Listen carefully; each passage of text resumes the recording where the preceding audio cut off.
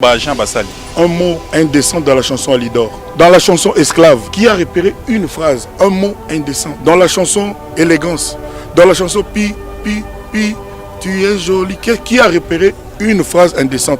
Dans la chanson La femme de quelqu'un, il y a quoi d'indécent? Mon combat, il est là. Et j'en appelle à tous les Congolais qui aiment la liberté, qui aiment le Congo de la liberté, où il n'y a pas d'oppression. On n'est plus dans le système de la dictature de garde civile de Mobutu. C'est fini ça. On est dans le Congo d'aujourd'hui de M. Tshisekedi. Il y a certains slogans qui dérangent. Mais si on en repère... Mais... Heureusement que toi tu articules bien. Tu as bien dit maçon, con. Reprocher Koffi Olomide d'avoir peut-être diffusé des chansons insensées, des paroles inacceptables.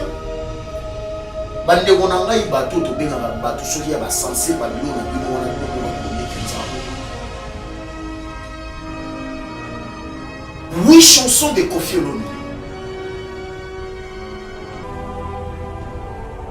La femme de quelqu'un récemment,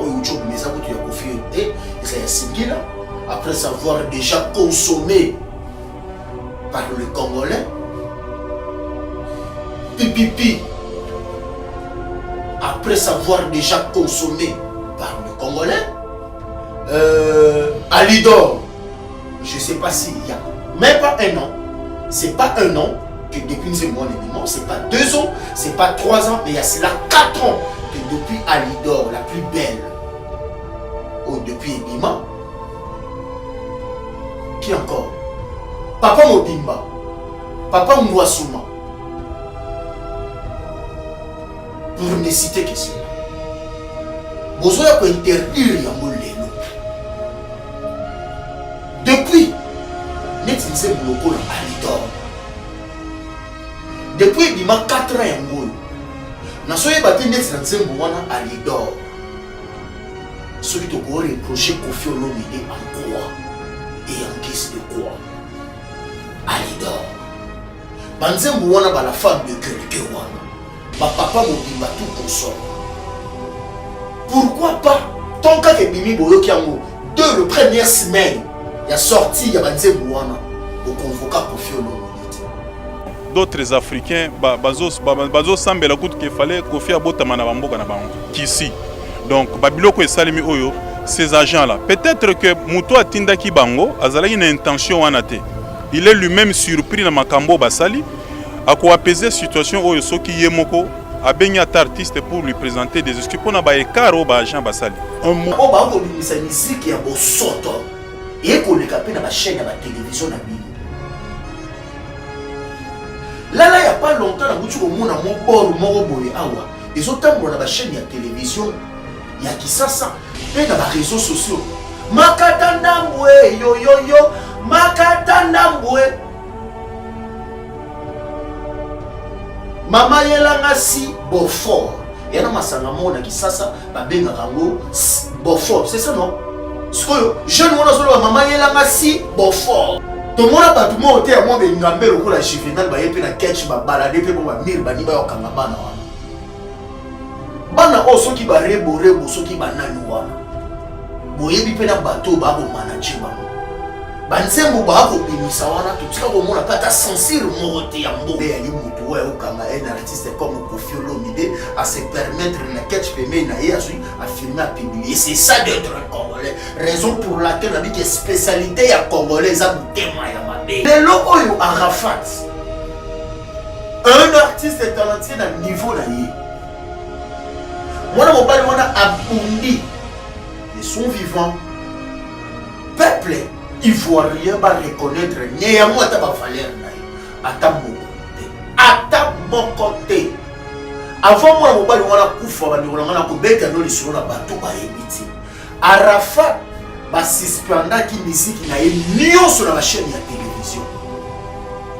Tout sauf chaîne moi on a comme il y a Ivoire TV. Des mots doivent nous la promotion là, voir même na ba trace oyo. Ba trace TV, ba trace Afrique, ba tout. Boya ka un certain moment musique ya Rafa. Oyo na ko comme moi. Si aujourd'hui vous traitez des artistes comme Koffi Olomide, Papa Chéri, bawe rançon boko traité bango boye et un jour soki Kofi aura sauté soki Kofi Olomide a koufi na ko répéter kaka boko honorer toujours Glody Asiga, la mignonne, hey, la mignonne, Tracy Mbelenga Pro, Tracy Mbelenga Pro, Kata.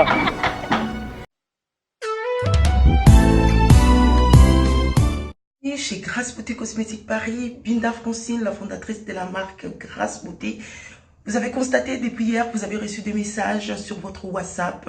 Grâce Beauté a changé de numéro de téléphone. Oui, Grâce Beauté a changé de numéro de téléphone pour mieux vous servir. Toute notre équipe s'y mobilise. Donc voilà, nous avons changé notre numéro WhatsApp. Le numéro d'avant, c'était uniquement WhatsApp. Maintenant, vous pouvez aussi nous appeler en appel normal. Surtout, ne vous inquiétez pas.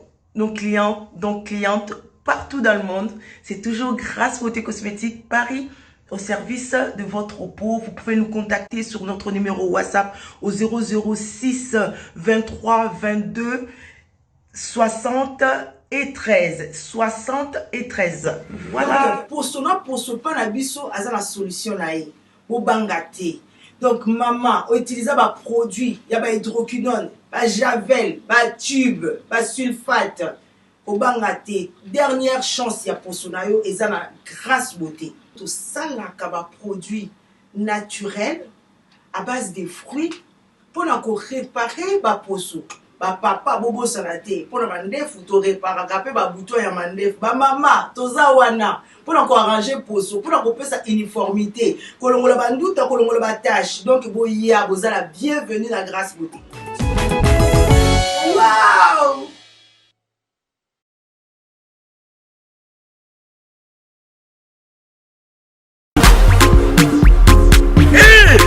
Zambe, Tolobate, Kilokobo, Tolobate. Zambe oh. Yo! Otani. Ozolula yaman. Ya yuka kokiko koma bongo.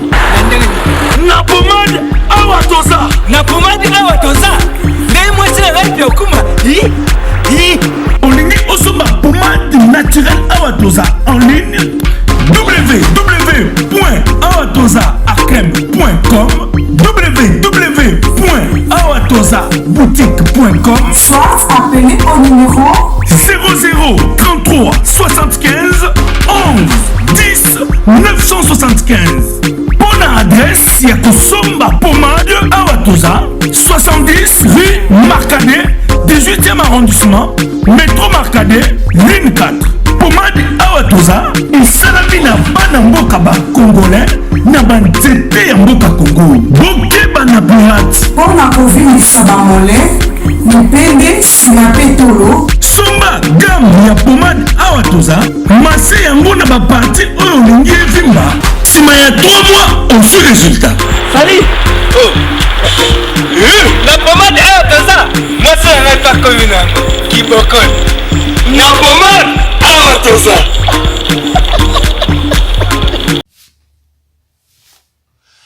Mesdames et messieurs, bonsoir. Merci beaucoup de nous recevoir chez vous. Vous êtes très nombreux, vous qui avez choisi le tonton de la presse congolaise sur Elenga Congo TV officiel avec Tracy Mbelenga Pro et pourquoi pas Madame Glody Diasuka. Nous disons un grand merci. Non seulement Elenga Congo, vous suivez aussi sur Beauté Image. Mesdames et messieurs, vous allez être témoins de la grande histoire aujourd'hui par rapport à cette analyse. Vous êtes à Kinshasa, à Paris, à Londres, quelque part, vous qui avez choisi Juvenal Kibala, laissez-moi vous dire un grand merci. Nous débutons cette émission avec l'actualité, mesdames et messieurs. Ici à Kinshasa, vous le savez très bien, tout le monde, communément, agitation, tout le monde en parle par rapport à l'arrestation arbitraire de Kofi Olomide. Nous allons essayer de parler ça tout au long de cette émission. Et je vous rappelle aussi le groupe d'héritiers Watanabe où est voyagé Lelo pour Nabidja juste pour des productions privées. Et cette année, Inch'Allah, bon, on déjà sur le marché du disque l'album le plus attendu de l'année, mi-onge, mi-démon, tout simplement moi, avec l'artiste. Cette année, mesdames et messieurs, je vous rappelle que Papa Chéri Bin Adama neutralise Kinshasa à chaque fois, plus de 5 ans sans album, mais toujours continuer toujours à savourer la bonne musique de Papa Chéri. Inch'Allah, cette année, l'album de l'année, au Batebele, Barcelone, pendant Bataille balle de match, et vous allez être témoin, vous allez juger l'artiste par rapport à savoir faire naïe. Le roi de la forêt, Weranson, séjourne toujours de l'autre côté de Dubaï. Il y a Igwe contrat cette fois-ci avec le roi de la forêt. Hein, au niveau de Dubaï, au senti que via Mati, à comme niveau de l'empereur. Batouana basala na bomba blague té ba saoudiana mais qu'est-ce qu'il en était, mesdames et messieurs, rendez-vous spécial avec l'album formidable de Weranson de la jungle. Donc on est toujours ensemble. Alors aux informations Oyo et Yeli Bisso, et je pense que Itzkali ba artiste Moussou ceux qui des informations na bango yé pour zangate pour na kopesa bino. Il y a en gros dans cette émission avec Juvenal de la presse. Les lois de Ronangaï, Toko Solola, moi, tellement par rapport à CG Oyo, et ça un peu trop pertinent par rapport à l'artiste Kofi Olomide. Avec beaucoup de regrets, beaucoup de tristesse que je présente à cette émission, mesdames et messieurs. Bamakambuya Boye, Soli Tozo Lobele Amote. Vous allez passer pour la biso, surtout dans la Ndeko, la biso, Lubanda. En titre illustratif de ces sujets, je dirais que les lots de biso, ils voient rien, les lots, regretter les comètes déjà tard. Beauté image, j'ai eu Magamboyo, non, Solola, ou non, Loba. Vous savez, la vraie définition, s'il faut peut-être parler, il y a peuple congolais. L'ennemi de l'homme noir, c'est l'homme noir. L'ennemi des Congolais, c'est eux-mêmes le Congolais. Ennemi à Congolais, à Brazzaville, ennemi à Congolais, à Gabonais, à Camerounais, il n'y a pas Français, il y a pas Belgique, il y a un cas Congolais. Spécialité à Congolais, et ça, humiliation. Spécialité à Congolais. Et ça, qu'on rabaisser Mouninga. Spécialité à Congolais et à Mouté Mamabé. La méchanceté. L'orgueil. La trahison. Le goïsme. Voilà où est sa fierté d'Abisso. Facilité à injure entre nous les Congolais. Facilité à monter Mamabé entre Bisso les Congolais. Facilité à créer les mouninga dossier les yenga zawana vraiment n'engana yepera makamuna FSI mbate. Ya on les a spécialité à Congolais. Quelquefois na diable pas zonga sima ko montala et bino pena bolanda nanyo. Imaginez ce diable yemoko akomolo babongo. Bandeko Bolanda Bisso, les lots on a comprendre.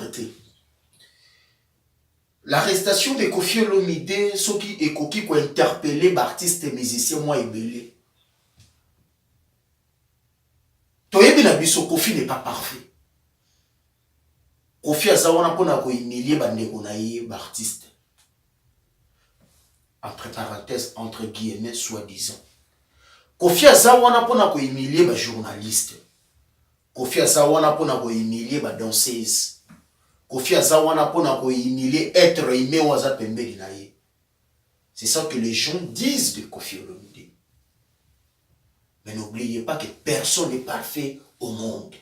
Personne.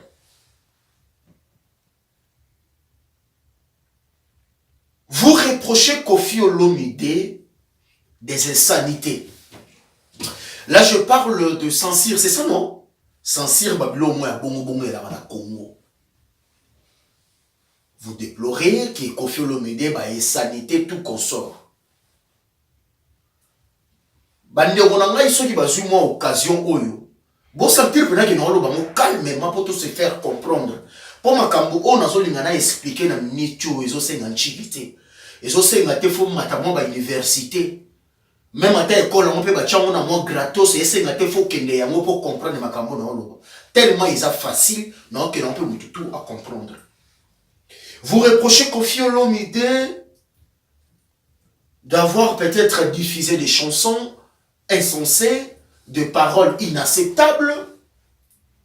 Bande wonanga ibato to benga bato soki ya ba sensible babilo na bino wana bino mo bato bomete bizarre moto. 8 chansons de Kofi Olomide.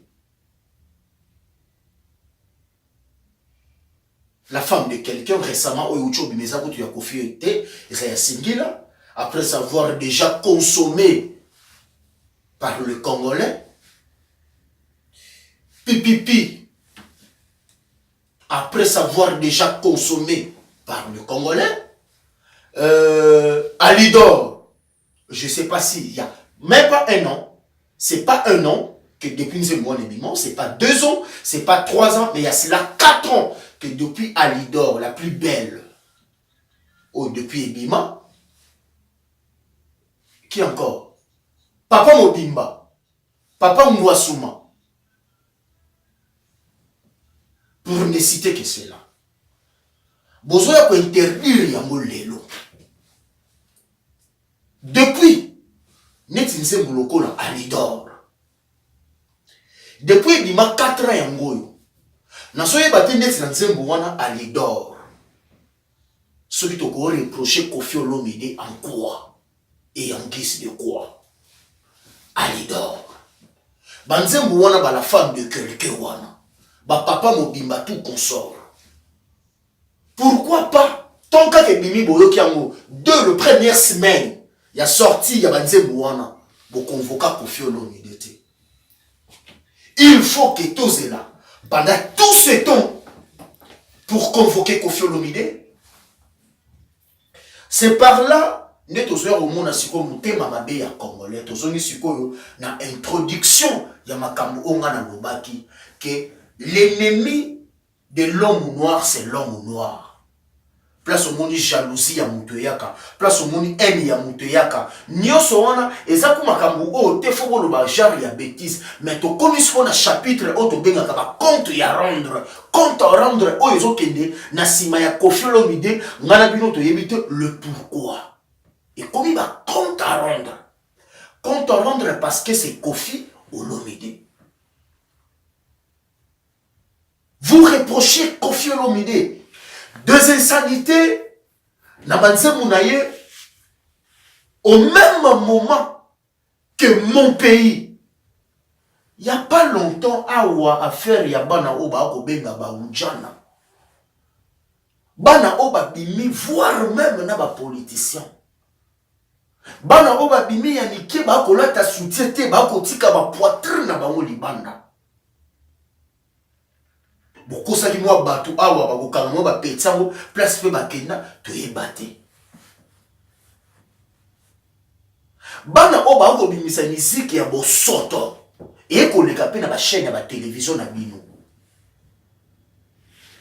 Là, il n'y a pas longtemps, on a mon bord, mon boy, awa. Et so tambo na ba chaîne ya télévision. Il y a qui ça, puis dans les réseaux sociaux. Makatandambwe, yo yo yo, Makatandambwe. Mama yelanga si Beaufort. Et y a masanga mona qui ça, babenga rango Beaufort, c'est ça non? Ce que jeune mona solo mama yelanga si Beaufort. Makatandambwe, okozwali pa okopesa mninga, Makatandambwe, yo yo yo, Makatandambwe. Ata mokolo moko te. Tomoni soi-disant compagnie soit entreprise ya bino wana bato bomi bengaka soki ba sensible soki pe ba nini na ebi yango te. tomona convocation moko te tomona bato moko te ya mwa bengambe lokola Juvenal baye mpe na ketch babalade mpe mpo bamire bani bayokanga bana wana bana oyo soki bareborebo soki banani wana boyebi mpe na bato bakomanaje bango banzembo bakobimisa wana totika komona kata censure moko te ya mboka na biso wana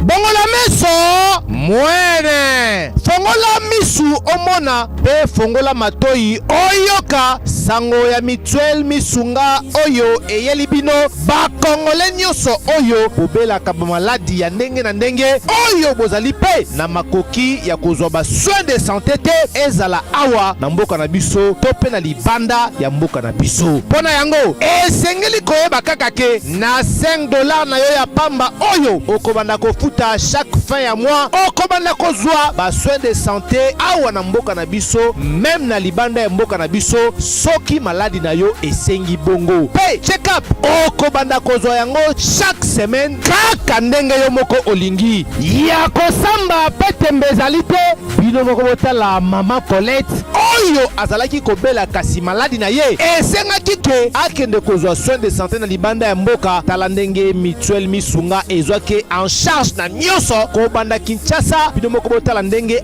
azali komata pepo awa na aéroport ya Njili destination bondimela ngai Afrique du Sud mboka ya Mandela précisément na Johannesburg wapi tango akitaki logement na ye ya qualité ezalaki na maboko ya mutuelle misunga bino moko botala condition pardon ya kosamba kuta eza te ebongo check up na ye na Afrique du Sud to pe ba examen na ye evalaki kaka na maboko ya mutuelle misunga bino moko botala ndenge babali kosala ye contrôle ya nzoto donc maladi nyonso oyo avalaki kobela ebimaki pe emonanaki misunga asungi mama azongi nzoto kolongono boyoka bino moko ndenge mama alobi bandeko soki botali na baimage elongi ya malade ndenge nazalaki na lelo esengo vraiment namimonaki vraiment ondire naza soki wapi baséjour na ngai banda nayaki ti lelo vendredi nazoyebisa bino très bien bomoni mwa elongi na bongi muke kutu bato babi par rapport ndenge oyaki na lelo changement pena po l'air wana so botali ba image na ozala kaka na kitamba na mutu moyen kutu vraiment na se maquiller zate à partir ya lobi na butu ti lelo naza vraiment très bien mutualité misunga mokili mobimba mutualité misunga international kaka ndenge bomoni mama Colette basoin de santé na ye esimbi yo pe ovali kolanda biso soki ovali banda ya mboka soki ndeko na yo abengi na Kinshasa ke azali malade komitungisama na yo te benga kaka mutualité misunga na numero oyo ndeko na yo na Kinshasa atovali na poto ye akozwa basoin de santé à l'aisement calmement sereinement po mutualité misunga ezali wana tala kosamba na yo te kobanga na yo te komitungisa te luka kaka bandeko ya mutuelle misunga ezala maladi nini ovali kobela epa na bango okozwa solution lokola mama Colette azwi solution na ye kaka na $5 ya pamba oyo afuta na misunga ememi eti na Johannesburg na Afrique du Sud na mboka ya Nelson Mandela eske na mutuelle misunga tembe ezali eza te boya bon bo intercaler ba makambo oyo bino bana oyo ezali bien te ata mokolo moko te mais si c'est Koffi Olomide vous êtes là bobimisi ba pété na bino ba makambo ebele si c'est Robino Mudibu boali wana si c'est Werason si c'est Papa Chéri na bozali wana batu misuku to botanga ba kombo te parce que wana kote ya domaine na ba monte place to ko mona moi ba compte ya rendre par rapport à comportement et à l'autorité dans biso. Soi-disant, vous avez prôné l'état de droit. Quel genre d'état de droit avec ce genre de comportement? Après, pendant Kabila. Après Kabila, pendant Kabila. Où? Après Kabila, c'est égal à Kabila.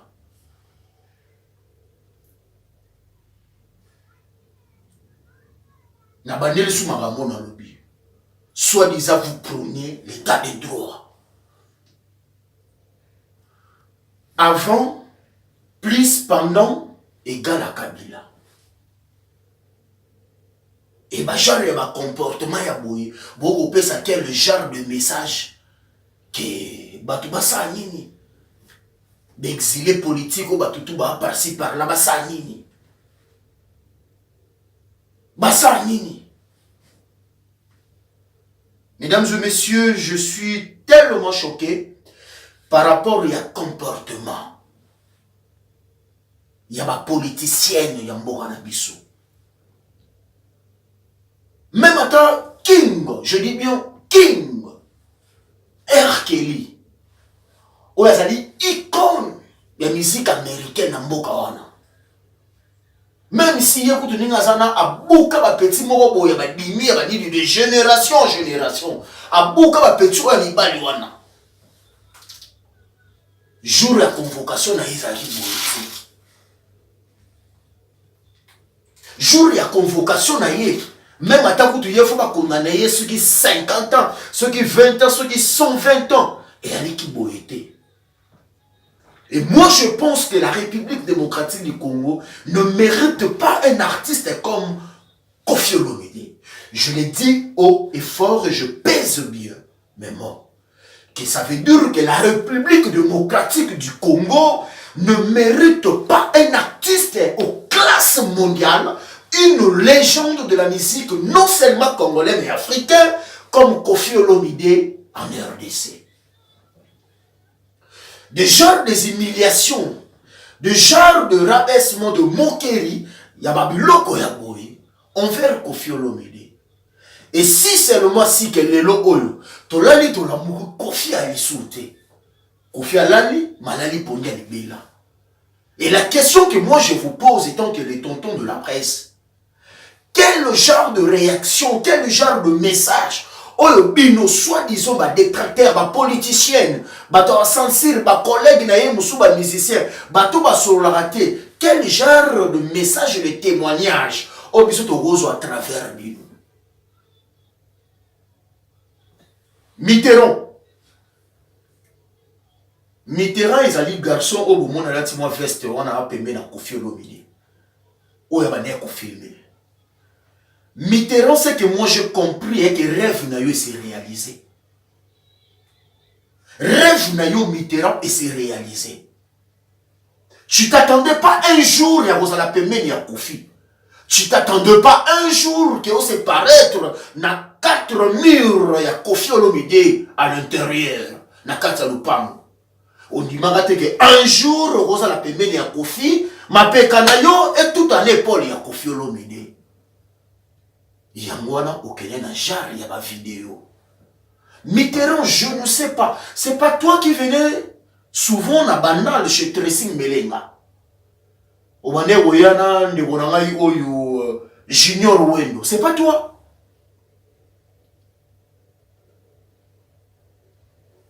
N'a pas si papa chéri raison tellement le bas que mboka weza mboka ya ba soso ya ba ntaba ya ba ngulu. Mitterrand a dit jouer. Tu n'as comme bureau de wana au combien de parleur dans Mboka ya Congo et sa honte nationale. Yo comme batché yo na parquet ya Kalamu wana grâce ceux qui ya noko ceux qui papa leki ceux qui membre moko ya famille na bino. Au tikala jamais kozala un bureau de formation ou bien un agent de renseignement de formation. Jamais NON au commis yango parleur. Congo makamunyoso ekendaka bongo. Et lorsque on se permettre de filmer un artiste comme Koffi Olomide, papa, tout ce pays ici-bas s'attendre na bafle retour. Là c'est Koffi Olomide. Tala. Koffi na berere na ye. Koffi na ba bêtise na ye. Kibo moto na ye moko pe boye e ba isaka bato. Mais na sujet oyo. Non, wana pena na bato balingaka Koffi te basa contre arrestation ya Koffi Olomide. Comment et comment na ngaka monde moko ya ba vidéo. Comment et comment na ngo eloko mukie vidéo. Moi si moko boye mobali na zo kufa au lieu à ça là au secours mobali na zo kufa, mais vous allez trouver une femme qui est là en train de filmer son mari ou la sa kufa. C'est ça d'être congolais. Congolais azali mutu oyo a incarcéré ndeko na ye congolais na kati anda kwa piéger ye a ko filmer pour humilier. C'est ça d'être congolais. Congolais ezali mutu oyo soi-disant azali soit secrétaire ou bien azali mutu moko na kati ya gouvernorat moko boye a piéger un vice-gouverneur na titre pe na qualité. Aye na ndaku na ye bolongole bilamba bo filmer. C'est ça d'être congolais. Congolais yali mutu oyo okanga un artiste comme Koffi Olomide à se permettre na catch peme na ye à filmer à publier. C'est ça d'être un congolais. Raison pour laquelle on dit que spécialité ya congolais za mutema ya mabe. Isa mutema mabe. Lelo oyo Arafat, un artiste talentueux na niveau na ye. Mwana mobali wana abundi de son vivant, peuple ivoirien va reconnaître néanmoins ta valeur naïe. Ata mokote. Ata mokote. Avant moi mobali wana kufa ba ngolanga na ko beta no lisolo na bato ba ebiti. Arafat ba suspenda ki musique na ye nyonso na ba chaîne ya télévision. Tout sauf chaîne moko na komo ya Ivoire TV. Nde mutu banosa la promotion na voire même na ba trace oyo. Ba trace TV, ba trace Afrique, ba tout wana tout. Ba boya ka un certain moment musique ya Arafat. Arafat azaki sous na sponsor moroté officiel, même ata ba production na ye. Nde ba tiaka ba fiche na ba balabala. Ba na ko linga lisute. Donc ba différents spectacle oyo banosa na Abidjan et comment qui na ba effort perso ya yemoko na ba propre effort na yemoko. Seul batu oyo banda ko rappeler à tout moment que nous t'aimons toujours et ça ba fanatique na ye oyo ba ko benga ba chinois. Aluka ki bolingo wana, aluka ki ba rappeler que il est le meilleur. Mais, à ce cas-là, on a monté de son vivant. Mais tant qu'on Koufi, bisous avec notre monnaie, quel genre y a pas honneur Oyo, Yorobo, a vu après Koufanaye. L'homme africain, peuple africain, doit aller au Bébongo. Bah, il y a valeur, il y a Moutousoka Moutakufi. Tala ba honneur oyo Arafat azui. Et moi les locaux on a aucun moi. Si aujourd'hui vous traitez des artistes comme Koffi Olomide, ba Papa Chéri, ba Weranson, beaucoup traité ba Moboye. Et un jour, celui Koffi aura les sauter. Celui Koffi Olomide a Koufi. N'a qu'on répéter kaka. Beaucoup honorer toujours. Beaucoup banini. Na bato balingaka kofite yo Mitterrand soki bache yo micro Koffi Olomide akufi Mitterrand yo pesa biso témoignage ya Koffi oloba nini yo muto Emilia kiye yo muto bale ko bousculer Koffi Olomide yo magistrat yo ministre o bache lelo ya justice boye ba ke Koffi Olomide ya moninga na binote Koffi a légende. Avant bino bozala ba ministre, avant bozala ba conseiller, Koffi azala Koffi Olomide. Mandat à l'état ici là, 5 ans pe comme raté. Ba bozala pe moi remaniement mo ya moi 200 300, Koffi azala ka Koffi. Totika mutema mabe. Totika haine.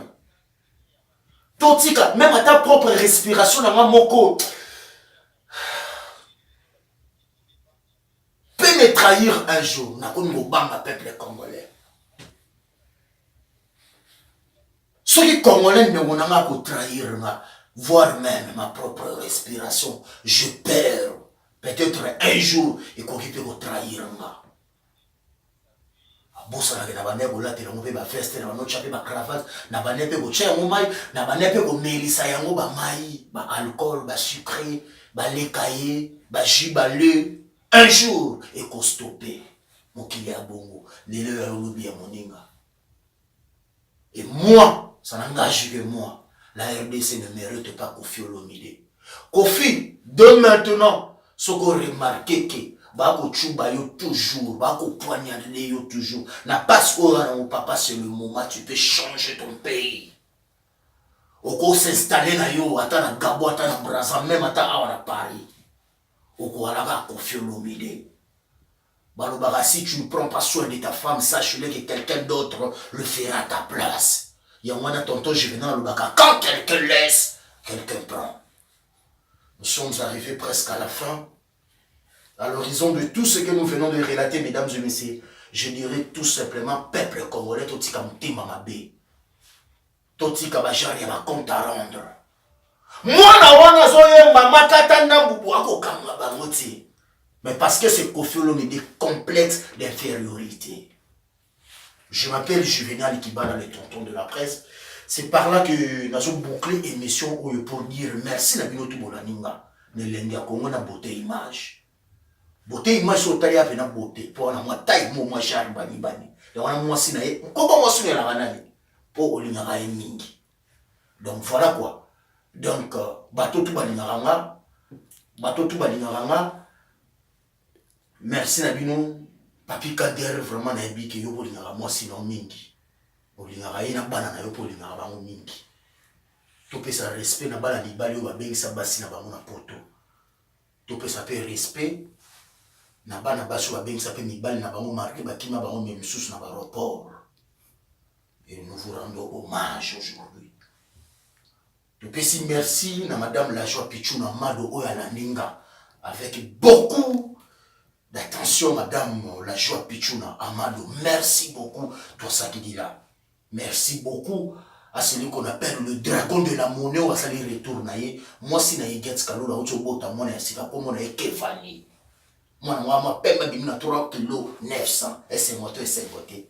Nous disons un grand merci à Mike et Pembo moi si na Christelle ba bota mona ba moi liboso ya moi si na vie ba pesa comme ya Cheveline. Yo siki pona nini. Olingaba pesa kombo zola po yo ka kontola nini ba pesa kombo ya Cheveline. Margenga mona na botate mais bas ba masa na ba ko bota ba ko pesa bana bango kombo na ngai. Geti mukaba litoi na ngai na peso merci na mwasi na yo oyo lingaka mingi. Aturashi na nga mobimba ba régime lunga ba tout wana rit padilor yo ebi. Nous disons merci à Tracy Melenga ba tout ba fanatique tout ba toujours wana. Ba spiritas bo continuera toujours tout ça la raison. To lingaka dans le vrai. To lingaka na mtima mabete. Kofi Olomide, c'est le moment, la RDC ne te mérite pas. C'est le moment. Merci na peuple congolais. Ngai Wabino, tonton Juvenal, le tonton de la presse. Moi, mon malam, j'ai mon très gentil avec tout le monde. Bataki ndoki basomi nganga basale loroté, avec na baba ba olia na butu kureke. Na na oyebisa moninga ki kureke. Kobo ya Satan ya kalate po na anjelu ya sika oyo zui nano yebisa ina ete. Bana oba ba makata ndambu swali pa makata ndambu boko kanga bango te. Masi Beaufort, si mama elanga si Beaufort, boko kanga bango te. Mais si c'est Kofi Olomide, bobimisi ba veste. Bo sauter ba mer bo balader complète l'infériorité. C'est par là que, mesdames et messieurs, nous allons rentrer à la régie. Question de bien vouloir, tout carbonamé à bien, genre, chanson de Kofi Olomide, on a mingi, mbabula. Et ça a mis au plaisir. Mais, beauté, image qu'on bosse en athée.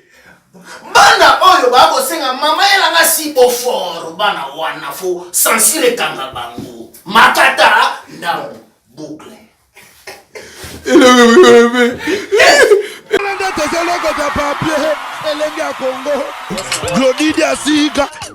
La mignonne, la mignonne, Tracy Mbelenga bro, Tracy Mbelenga bro, kata.